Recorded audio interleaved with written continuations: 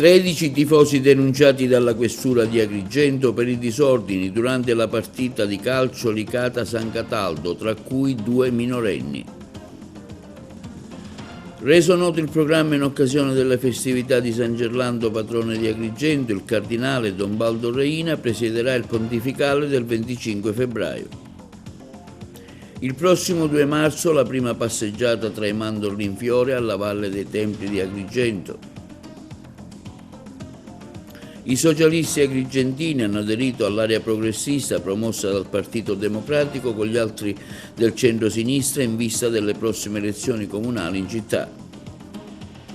Sull'emergenza idrica, interventi della Regione per il recupero dell'acqua traversa verso il lago Arancio si potranno convogliare circa 500.000 metri cubi di acqua. Goal collection della 24esima giornata di Serie D Girone I, la Fortitudo vince in casa con il Fiorenzuola.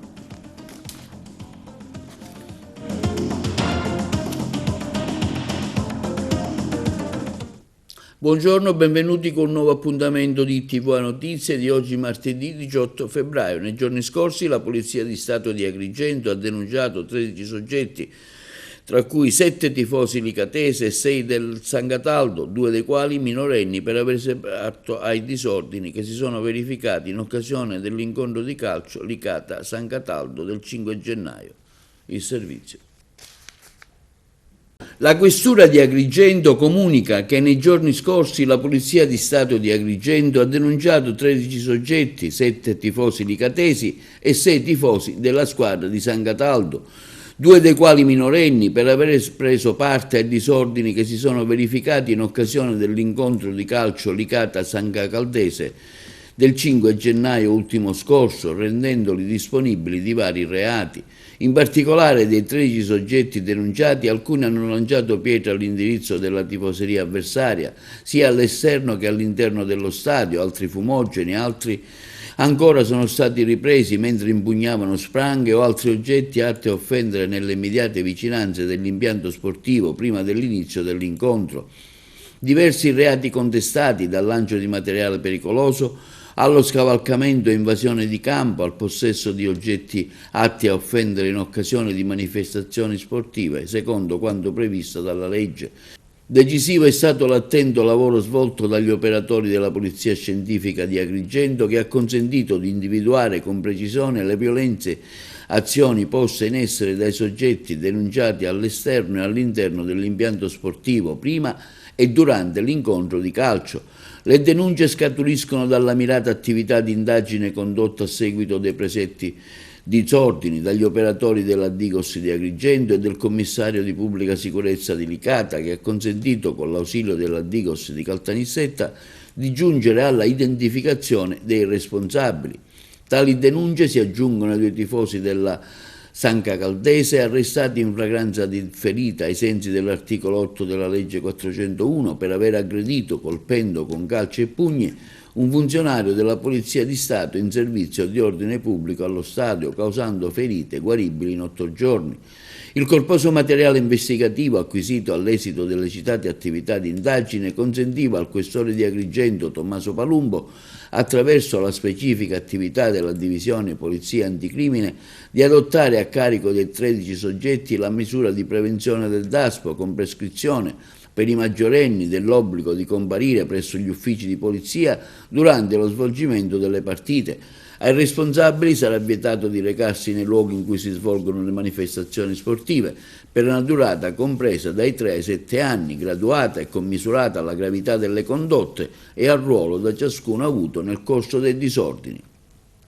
A Porto Empedocle, lungo la strada statale 115, nei pressi dell'incrocio con i semafori e il cimitero, un bandito armato e irrotto nella filiale della banca Credem e sotto minaccia ha intimato ai dipendenti di consegnare il denaro, poi è fuggito, forse con un complice in attesa fuori. Il bottino sarebbe ingente, circa 100.000 euro. Sul posto, lanciato l'allarme, sono intervenuti i carabinieri. Indagini sono in corso, avvalendosi delle testimonianze dei presenti e dei video dei sistemi di videosorveglianza. A Camporreale il boss continuava a comandare anche dal carcere, dai prezzi imposti sulle pecore e sulle mucche ai permessi per farli pascolare. La famiglia mafiosa dirimeva perfino controversie tra i privati e incensurati cittadini. 6 gli arresti. Carabinieri del nucleo investigativo del gruppo di Monreale hanno eseguito una ordinanza di custodia cautelare in carcere emessa dal giudice per le indagini preliminari del Tribunale di Palermo su richiesta della locale procura distrettuale antimafia nei confronti di 6 persone ritenute responsabili del reato di associazione per delinquere di stampo mafioso. Ad essere colpita è stata la famiglia mafiosa di Camporreale, il cui vertice, pur essendo già ristretto in carcere, sarebbe riuscito a mantenere saldamente il controllo del gruppo e la gestione degli affari illeciti grazie alla collaborazione di affiliati e familiari. L'influenza mafiosa si sarebbe manifestata anche nella compravendita di un prezzo imposto di bovini e ovini destinati al macello. Inoltre l'indagine ha permesso ai carabinieri di ricostruire significativi episodi nei quali anche semplici cittadini si sarebbero rivolti al sodalizio per ottenere l'autorizzazione preventiva all'acquisto di fondi agricoli, al recupero di crediti da debitori insolventi e ancora per dirimere controversie sorte tra privati. Gli indagati avrebbero esercitato un considerevole potere di controllo anche nella gestione di fondi agricoli ubicati nell'area camporrealese, autorizzando o negando l'utilizzo di terreni per il pascolo. L'indagine ha inoltre documentato come un dipendente comunale avrebbe attestato falsamente il puntuale assolvimento da parte di 2 appartenenti alla locale famiglia mafiosa degli obblighi derivanti alla cosiddetta messa alla prova. È obbligo comunque a rilevare che gli odierni indagati sono allo stato solamente indiziati di delitto, seppur gravemente, e che la loro posizione verrà vagliata dall'autorità giudiziaria nel corso dell'intero iter processuale e definita solo a seguito dell'eventuale emissione di una sentenza di condanna passata in giudicato in ossequio ai principi costituzionali di presunzione di innocenza. E la Guardia di Finanza di Catania ha eseguito un intervento di soccorso e recupero sul versante sud-ovest dell'Etna, il nostro servizio. Si è concluso nelle primissime ore di oggi un intervento dei militari della stazione Soccorso Alpino della Guardia di Finanza di Nicolosi in provincia di Catania, volto alla ricerca e al soccorso di un escursionista rimasto coinvolto in un incidente sul versante sud-ovest dell'Etna. In particolare alle 23:50 di ieri la sala operativa del 118 comunicava alla stazione SAGIF di Nicolosi che in località Montedensa, nel comune di Biancavilla, in provincia di Catania, un escursionista aveva richiesto l'intervento a causa di un infortunio alla caviglia che non gli permetteva più di proseguire la marcia. Il personale specializzato del SAGIF, in coordinamento con i volontari del CNASA, con il quale il Servizio Sanitario 118, individuata subito l'area di intervento, si è recato nel luogo con i mezzi di reparto, portando a seguito la motoslitta in dotazione, capace di muoversi sulla neve ghiacciata. Raggiunto l'ingresso del demanio, denominato Milia Filiciusa, i tecnici specializzati del soccorso alpino delle Fiamme Gialle hanno proseguito con il mezzo speciale, stante l'abbondante presenza di neve. In meno di mezz'ora i militari hanno raggiunto il malcapitato che presentava alcuni principi di ipotermia e lamentava un forte dolore alla caviglia destra. Prestate le prime cure del caso, i soccorritori hanno posizionato l'infortunato sulla barella speciale per il trasporto a mezzo motoslitta. In breve si sono portati presso il cancello della pista altomontana Filiciusa Milia, dove il soggetto è stato affidato alla cura dei sanitari del 118, intervenuti in ambulanza, che hanno provveduto successivamente a condurlo al nosocomio di competenza territoriale. Nell'area dove si era verificato l'incidente, lo spettacolo offerto dal magma e dal ghiaccio sta attirando in questi giorni molti curiosi. Il fronte lavico proveniente dalla bocca effusiva tra il cratere di sud-est e la Bocca Nuova ha superato la pista altamontana, tagliando di netto la strada. Inoltre la presenza della neve e del ghiaccio e gli improvvisi cambiamenti meteorologici rendono particolarmente rischiosa la frequentazione di questi luoghi. Si raccomanda pertanto di mantenere una distanza di almeno 300 metri dalla zona della colata lavica a inutili rischi. La Guardia di Finanza sempre in prima linea, vicino a chi ha bisogno per fornire il proprio aiuto nelle operazioni di soccorso e nelle situazioni critiche nelle quali è chiamata ad intervenire, grazie anche al supporto tecnico del personale del SAGEF. E il Tribunale del Riesame di Palermo ha annullato il decreto di sequestro preventivo a carico di un titolare di un'emittente televisiva palermitana.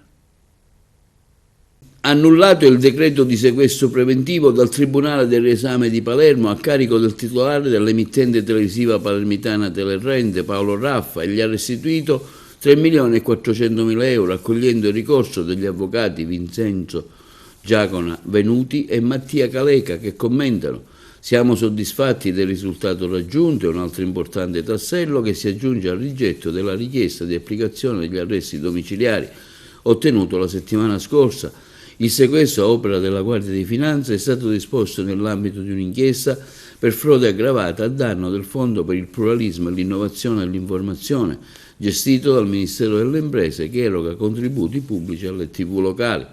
Sono state riscontrate varie anomalie su uno dei requisiti fondamentali per ottenere contributi, ovvero il numero dei lavoratori, compresi giornalisti, alcuni dipendenti, tra cui dei familiari del legale rappresentante, sarebbero stati assunti in modo fittizio al fine di ottenere contributi senza prestare alcuna attività lavorativa nell'ambito dell'emittente oppure svolgendo prestazioni saltuarie e del tutto marginali.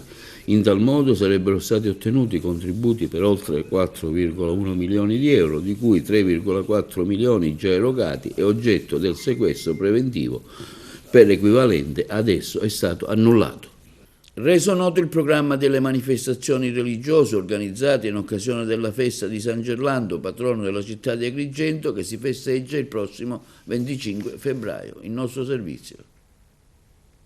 Reso noto il programma delle manifestazioni religiose organizzate in occasione della festa di San Gerlando, patrono della città di Agrigento, che si festeggerà il 25 prossimo. Si inizia con il 19 febbraio al Mudia Museo, l'inaugurazione dei percorsi digitali e abbattimento delle bandiere cognitive, Mudia Cattedrale, Santa Maria, Museo Diocesano di Agrigento. Quindi il 20 febbraio con Sanctus, il concerto del coro dell'Associazione Filarmonica Santa Cecilia di Agrigento presso la chiesa Santa Maria dei Greci. Il 21 febbraio l'urna restaurata del patrono San Gerlando, la riconfigurazione e la presentazione alla Basilica Cattedrale di Agrigento. Quindi il 22 febbraio con il restauro dell'organo a canne della cattedrale del Museo Diocesano. Il 24 febbraio dalle 17 in poi pellegrinaggi giubilari della comunità ecclesiale di Agrigento. Si concluderà il 25 febbraio con la solennità di San Gerlando e alle ore 18 il pontificale presieduto dal cardinale agrigentino Baldassarre Reina, nominato recentemente a Roma. E il prossimo 2 marzo ecco la prima passeggiata tra i mandorli in fiori della valle. L'evento è gratuito e si concluderà a Casa Diodoros con la prima mostra mercato dei concessionari e dei fornitori, il nostro servizio. Una passeggiata tra i mandorli in fiore nella Valle dei Templi per conoscere il patrimonio archeologico e paesaggistico e la cultura del mandorlo tra agronomia, storia e scienza. L'evento gratuito è promosso dal Parco della Valle dei Templi, diretto da Roberto Sciarratta, si terrà prossimamente il 2 marzo, domenica, con accesso libero ai luoghi della cultura. L'appuntamento è previsto alle ore 10:30 al Tempio di Giunone. Ad attendere i partecipanti all'iniziativa sarà Rino Frenda, concessionario Diodors, esperto di agronomia della frutta secca siciliana, e il presidente del consorzio Pistacchio DOP di Raffadali. Durante il percorso i partecipanti avranno l'opportunità di scoprire la cultura del mandorlo non solo dal punto di vista paesaggistico ma anche agronomico e scientifico. La passeggiata alla valle offrirà uno sguardo privilegiato, un luogo che già dai tempi dello storico Diodoro Sicolo era caratterizzato dalla presenza di viti, mandorli e olivi. Oggi questa ricchezza botanica si manifesta in uno scenario suggestivo, in cui la fioritura dei mandorli trasforma il paesaggio in un quadro vivente. La passeggiata terminerà a Casa Diodoros con la mostra mercato dei concessionari e dei fornitori. Sarà un'opportunità per conoscere da vicino le eccellenze del territorio, degustare i prodotti tipici e incontrare produttori che preservano e valorizzano le tradizioni agricole della Valle dei Templi di Agrigento.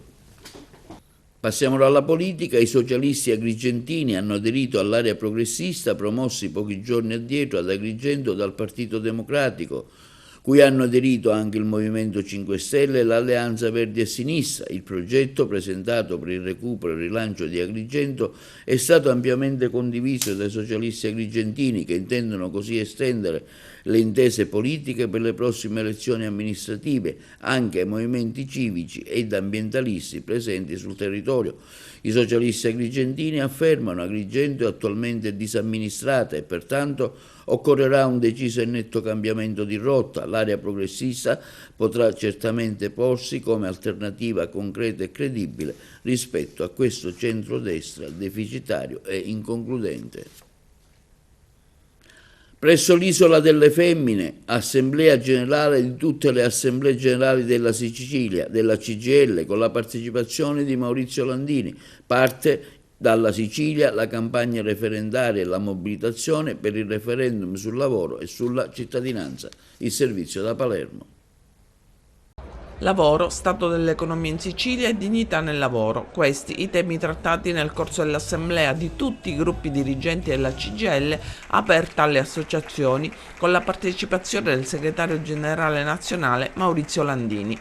Al centro del dibattito i 5 quesiti su cui in primavera si terrà il referendum per dire basta, votando sì alla precarietà, per garantire le tutele nei licenziamenti, nelle piccole e grandi imprese, per il diritto alla salute e alla sicurezza sul lavoro, per il diritto alla cittadinanza. Noi stiamo pagando, non solo su queste vertenze, ma più in generale stiamo pagando un'assenza di politiche industriali nel nostro Paese, perché avere politiche industriali vuol dire che il governo deve individuare quelli che sono i settori strategici su cui indirizzare gli investimenti, ed è evidente che per quello che ci riguarda oggi siamo di fronte a un rischio in cui il nostro sistema industriale rischia di pagare un prezzo altissimo e rischiamo di diventare una provincia dell'impero. E la qualità dell'occupazione che si sta creando è una qualità balorda, di precarietà su precarietà. La gente è precaria e con salari bassi e si sta, tra l'altro, aumentando l'occupazione nei settori dove c'è più precarietà, perché se guardiamo i settori industriali c'è un calo dell'occupazione e c'è un aumento di quelli che hanno più di 50 anni perché hanno bloccato le pensioni. I numeri parlano, abbiamo 4 milioni e mezzo quasi di part-time involontari, cioè di gente che non ha scelto il part-time ma che è costretta a farla, che non arriva a 11.000 euro lordi l'anno, cioè sono persone povere lavorando. Abbiamo quasi 2 milioni e mezzo di contratti a termine, abbiamo 1 milione di lavoratori somministrati, abbiamo 1 milione di lavoratori stagionali, abbiamo 3 milioni di lavoratori in nero, perché questi sono i dati, e quindi da questo punto di vista di quale crescita occupazionale stiamo parlando? E in questo senso, per quello che ci riguarda, cancellare leggi balorde significa aprire la strada ad un'idea di qualità dello sviluppo e di investimento sulla qualità dello sviluppo. E accanto a questo vorrei far notare che siamo il paese che ha avuto un aumento dei profitti senza fine. Lo dice Mediobanca, non lo dice la CGIL. 2022-2023, se io metto assieme le banche, le assicurazioni e le prime 200 aziende del nostro paese, stiamo parlando di 132 miliardi di utili. E l'80% di questi utili, lo dice sempre Mediobanca, non sono stati reinvestiti, ma sono stati suddivisi tra i soci. E quindi siamo il paese che, anziché aumentare la tassazione sui profitti e sulla rendita finanziaria e sulla rendita immobiliare, ha aumentato la tassazione sul lavoro dipendente e sui pensionati, pur essendo un paese che ha 90 miliardi di evasione fiscale. Quindi per noi oggi i referendum sono referendum che vogliono rimettere al centro la dignità e la libertà delle persone. Tra l'altro, oltre alla questione dei licenziamenti, noi poniamo il tema di superare i contratti a termine e la precarietà e poniamo il tema di dire basta morti sul lavoro. E l'ANAS ha concluso oggi, secondo il cronoprogramma, alcuni cruciali lavori lungo la strada statale 640, strada degli Scrittori. I lavori hanno riguardato la manutenzione programmata del piano viabile e della segnaletica orizzontale in tratti saltuaria di una porzione di statale piuttosto estesa. Gli interventi permetteranno così di implementare gli standard di sicurezza e di percorribilità della strada. Le lavorazioni sono state portate a termine nel giro di 2 mesi e hanno avuto un costo complessivo di poco inferiore al €1.000.000. Emergenza idrica, interventi della Regione sulle traverse del Senore, recuperata l'acqua del torrente dell'Agrigentino, parliamo di circa 500.000 metri cubi al mese verso l'invaso. Fino a 250 litri di acqua al secondo sono stati recuperati dal torrente Senore in questo periodo di pioggia e convogliati nel lago Arancio. E questo è il risultato dei lavori che si stanno effettuando nelle 3 traverse del corso d'acqua tra i comuni di Sambuco di Sicilia in provincia di Agrigento e Contessa Entellina in provincia di Palermo. Le opere già programmate dalla cabina di regia contro l'emergenza idrica sono state curate dal Dipartimento Regionale Tecnico DRT e progettate dal Genio Civile di Agrigento. La durata prevista è di 3 mesi e il costo complessivo ammonta a €320.000. Sono stati liberati inoltre i canali da detrici, vegetazioni che non ne permettevano più il funzionamento. In questo modo l'acqua del torrente che precedentemente veniva dispersa è stata captata e convogliata nella diga che potrà così accumulare maggiore risorsa idrica per uso irriguo. Con il flusso attuale si potranno convogliare fino a 500.000 metri cubi al mese verso l'invaso. E domani ad Agrigento, 19 febbraio, al Centro Culturale Pasolini, in via Atenea, alle ore 17, su iniziativa tra gli altri della Società Agrigentina di Storia Patria, si svolgerà un convegno sul tema «Quando Agrigento si rese protagonista del primo governo della regione siciliana». Tra gli interventi quello di Franco Zanini, Calogero Brunetto, Gioacchino Alfano, Maurizio Masone, Calogero Pumiglia, Salvatore Pezzino, Adalgisa Monreale, Salvatore Bonfiglio, Carmelina Guarneri, Mario La Loggia e Danica La Loggia. E dal 23 febbraio al 4 marzo tornerà il Carnevale a Termini Imerese, un evento caratterizzato dall'incontro tra la tradizione e la modernità. Ieri la conferenza stampa presso Palazzo dei Normanni. Dal 23 febbraio al 4 marzo torna il famosissimo Carnevale Termitano, sfilate di carri allegorici, gruppi mascherati per le vie della città e un videomapping. Sì, assolutamente sì. Partiamo il 23 febbraio ed è un evento, quello del Carnevale Termitano, che quest'anno cerca di coniugare ancora di più tradizione e innovazione, quindi tradizione, la tradizionale consegna delle chiavi che avverrà giorno 23 febbraio proprio nella piazza principale, Piazza Duomo, Termini Alta, e poi si continuerà con le sfilate. In quel giorno la sfilata del carro dei nanni e dei gruppi mascherati e poi chiaramente le tradizionali sfilate dei carri allegorici che invece avranno luogo nelle giornate del 2 marzo e del 4 marzo. Lì tutti i carri sfileranno il 2 marzo nel circuito di Termini Bassa, quindi quello tradizionale della Marina. Il 4 marzo tutti i carri, quest'anno torna finalmente la tradizionale sfilata dei carri anche a Termini Alta. Ecco, cosa dovrà fare il pubblico per partecipare a questa settimana del Carnevale di Termini Imerese? Qual è l'iter? Ma semplicemente venirci a trovare. Il 23 chiaramente è un circuito aperto, il momento della consegna delle chiavi, quindi nessun biglietto, nessuna prenotazione, si potrà venire nella tradizionale Piazza Duomo e così per tutti i 10 giorni. La tensostruttura è assolutamente visitabile, assolutamente fruibile in maniera gratuita. Il ticket è presente soltanto esclusivamente nella giornata del 2, si potrà prenotare sia ai botteghini sia online. C'è ed è attivato un treno straordinario, peraltro è presente anche chi usufruirà del treno straordinario, usufruirà anche di una riduzione sul biglietto, questo perché cerchiamo di far muovere, anche di agevolare una mobilità sostenibile, quindi diciamo chiunque vorrà venire nella nostra Termini Imerese sa che troverà i treni straordinari messi a disposizione chiaramente da Trenitalia.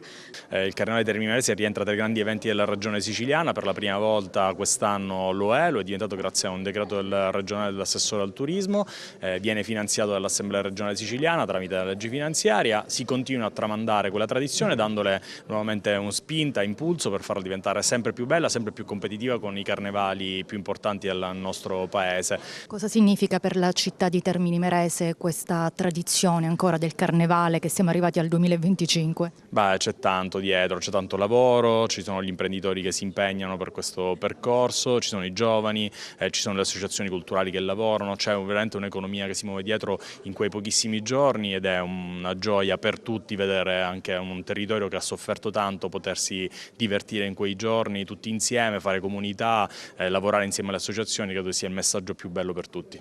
Lotta tra la vita e la morte, il vigile urbano di Catania colto da infarto in via D'Annunzio dopo aver multato delle macchine in sosta, fatale protesta degli automobilisti sanzionati. Il sindaco trentino è intervenuto sul caso con un lungo messaggio. Un vigile urbano ultra sessantenne si è casciato al suolo per un infarto al miocardio dopo che aveva multato delle auto in sosta in via Gabriele D'Annunzio a Catania, mentre gli automobilisti sanzionati protestavano. Personale del 118 lo ha soccorso e portato con un'ambulanza scortata da una pattuglia della polizia locale al pronto soccorso dell'ospedale Cannizzaro, dove sarebbe stato sottoposto ad angioplastica. In un lungo post del sindaco Enrico Trentino afferma: chiariamo, nessuna azione aggressiva o minacciosa, ma dover affrontare il commerciante che se la prende con il sindaco e l'assessore perché si sono messi in testa di cambiare le abitudini ai catanesi, o la signora contravvenzionata dire adesso vi metto su TikTok, ormai è diventato uno strumento di vendette private tra chi vive di insulti e attacchi scomposti e ha provocato un infarto ad un nostro agente che adesso combatte la sua battaglia per rimanere in vita. La città non è mia, dice il sindaco, ma di sicuro non è di chi crede che le norme si interpretano a proprio uso e consumo. Io ho il dovere di garantire a chi desidererebbe vivere in una città normale di poterlo fare. Prendetevela con me, ma nessuno si permette di agire anche solo lamentandosi con chi ha il solo torto di consentire il rispetto di elementari regole di convivenza civile. Dopo un lungo periodo di fermo di 2 anni, i lavori al porto di Tremestieri sono finalmente ripartiti, con una consegna parziale prevista per giugno 2024 e quella definitiva per ottobre 2024. Il cantiere, che era avanzato solo del 26% nei primi 3 anni e mezzo, ha ripreso il ritmo sotto la direzione del nuovo commissario Francesco Di Sarcina, insediato il 5 febbraio. Di Sarcina, che ricopre anche il ruolo di presidente dell'autorità portuale d'Augusta e Catania, ha incontrato il sindaco Federico Basile per discutere del progetto, con l'obiettivo di rispettare le tempistiche e rendere il porto un nodo strategico per la città e per l'area dello Stretto. I lavori dovrebbero concludersi entro ottobre 2026, rispettando il cronoprogramma, ma nonostante i progetti iniziali positivi ci sono ancora molti passaggi da affrontare e potrebbe sorgere qualche difficoltà. L'impresa sta lavorando su 6 fronti contemporaneamente: il completamento del muro paraonde a sud, la canalizzazione dei torrenti Farota e Palumara, la produzione di acropodi per la mantellata nord, i dragaggi e il ripascimento della scogliera nord e la realizzazione delle strutture di testa della banchina di riva. Secondo il commissario Di Sarcina, se l'impresa continua a migliorare la produttività, non ci sono motivi per non rispettare i tempi previsti. La situazione è monitorata costantemente con il sostegno della struttura comunale per garantire che l'opera venga portata a termine con successo. Parliamo ora dell'imprenditore, nonché ex presidente dell'Agras, Marcello Giavarini, che è stato invitato ad assistere come spettatore al concorso Sanremo che si è tenuto a Dubai, organizzato dalla comunità italiana. Il nostro servizio. L'imprenditore, nonché ex presidente dell'Agragas, Marcello Giavarini, è stato invitato ad assistere come spettatore al concorso Sanremo che si è tenuto a Dubai, organizzato dalla comunità italiana. In tale occasione, ha affermato Giavarini, ho avuto il privilegio di immergermi in una cultura accogliente che riflette il meglio della nostra Italia. Il concorso ha visto la partecipazione degli italiani residenti a Dubai, il cui scopo principale era quello di mettersi in gioco e divertirsi. Questo spirito di amicizia ha reso l'evento particolarmente speciale.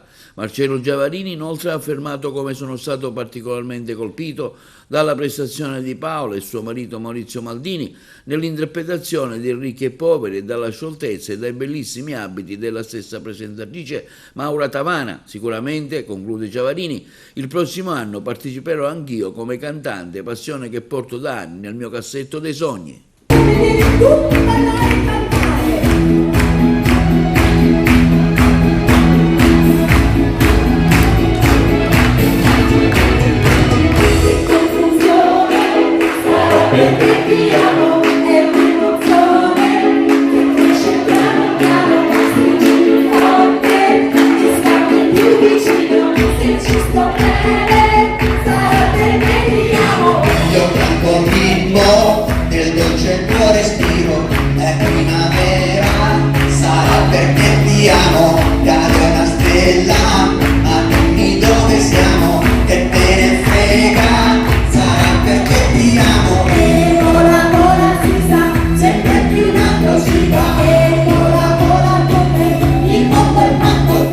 Linea alla regia per la pubblicità. Vediamo ora la goal collation relativa alla 24esima giornata di Serie D Girone I. Il Siracusa si conferma in grande salute, tutto facile per la capolista nel match casalingo contro il Locri. 7 le reti messe a segno dall'11 di mister Turati, che va a segno nel primo tempo con Pistolesi, Alma e Maggio, replicando nella ripresa con Baldan, Longo, Convitto e Marco Palermo. Vantaggio immutato, sempre 6 le lunghezze d'appannaggio degli azzurri sulla Regina, che cala il poker in casa dell'Icata. 2 le reti per tempo da parte degli Amaranto, che vanno a segno con Giulio Dori, Renelus, Perri e Provazzi. Arriva nel finale la rete di Molinaro, che permette alla Scafatese di battere il San Biase a domicilio. Canarini che operano il sorpasso, adesso terzi, distanti 9 punti dalla vetta della classifica. Blitz esterno della nuova Igea Virtus in casa della Vibonese. Alla rete di Favo, allo scoccare della prima mezz'ora di gioco, si rivela decisiva la doppietta del difensore goleador Totò Maltese. Reti bianche tra Nissa e Castrum Favara, 1-1 tra Enna e Acirale, con gli Etnei in vantaggio di una rete grazie a Sueva, pareggio giallo-verde che porta la firma d'autore di Cristiano. Prosegue il buon momento il Ragusa, giunto alla sua terza vittoria consecutiva. I Blay che battono il Paternò nei minuti finali del match con Ametai ed Egiachi. Decisiva la rete di Giuseppe De Luca al Pompei per battere la San Cataldese in uno scontro fondamentale in chiave salvezza. Arriva sul gong la vittoria del Città di Sant'Agata in casa dell'Acragas. Al gol di Catalano risponde Mudrinski in pieno recupero. La rete di Faccetti regala 3 punti fondamentali per il proseguo del Città di Sant'Agata e il de profundis di un Acragas il cui futuro non dipende più soltanto dai risultati del campo. Termina qui la nostra goal collection. A Siracusa è già partito il countdown. 24 punti darebbero la matematica e il solco di un nuovo ritorno nei professionisti. E continua la striscia positiva della Fortitudo Basket, che milita nel campionato di Serie B, vincendo in casa contro il Fiorenzuola 80-65. La partita contro il Ragusa è stata rinviata al prossimo 12 marzo. La decisione della Lega Nazionale di Pallacanestro arriva dopo la convocazione di Ugo Simon con la nazionale della Lega. E sulla partita vinta contro il Fiorenzuola sentiamo un bilancio del coach Daniele Quilici. Prima di tutto, prima di parlare della partita, mi interessa fare proprio una dedica a Gianluca Amato, il nostro preparatore fisico, che non sta attraversando un gran momento di salute. Adesso sta meglio, lo aspettiamo a braccia aperte. Ecco, prima era doveroso questa cosa qua. Per quanto riguarda la tua domanda, certamente oggi Robert ha fatto un'ottima partita, è un giocatore che è cresciuto di settimana in settimana. Oggi, complice l'infortunio ad Albano, ha avuto più spazio, l'assenza di Peterson ci ha costretto anche a quintetti un po' particolari. Lui si è fatto trovare pronto e questa è sicuramente una nota positiva, contando anche che non soltanto lui, perché abbiamo giocato con Morici da 4, abbiamo giocato con quintetti minuscoli e alla fine all'intervallo Fiorenzuola aveva preso 9 rimbalzi in attacco, ha finito con 13 e credo che la chiave della vittoria sia stata anche lo strappo in terzo quarto, dove non abbiamo più sofferto al rimbalzo, siamo stati precisi e attenti anche su cose che non avevamo preparato, che abbiamo dovuto di fatto improvvisare nei time out e nell'intervallo, e questo susseguirsi di cose è stata la nota più positiva. Chiaramente poi le prestazioni personali, perché ovviamente Robert ha fatto bene, Morici ha fatto bene, ma anche la regia di Romeo, di Cagliazza, Piccone e Scarponi sono stati molto efficaci al tiro, trovando soluzioni d'insieme. Questo ci dà grossa soddisfazione. Il capitano di Chiarastella ha un po' favorito questa regia insieme di Piccone, Cagliazza e Romeo, hanno funzionato. Che è successo a Chiarastella?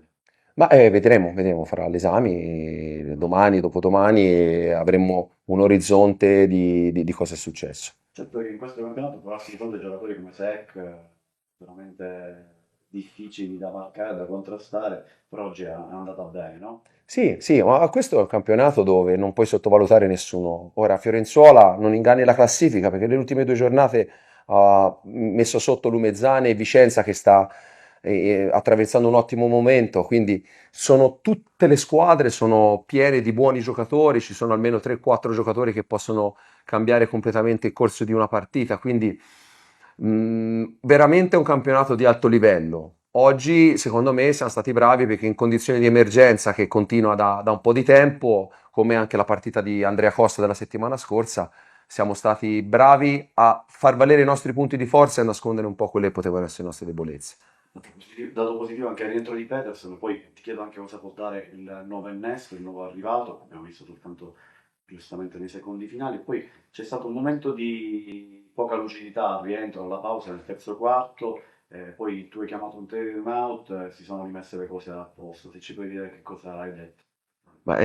Ho fatto il mio lavoro. Avevamo detto di fare delle cose in attacco che non ci stavano venendo, anche per merito della difesa di Fiorenzuola, e abbiamo cercato un adeguamento, soprattutto nei tempi in cui doveva giocare certe situazioni, perché è chiaro che con quintetti, gente anche magari un po' più stressata del solito, perché Di Sibio con più minuti del solito, Morici con più minuti in ruolo diverso, non è sempre semplice trovare le spaziature corrette. Abbiamo aggiustato un po' le spaziature e poi anche un paio di canestri costruiti in quella direzione lì ci hanno dato la spinta e la forza.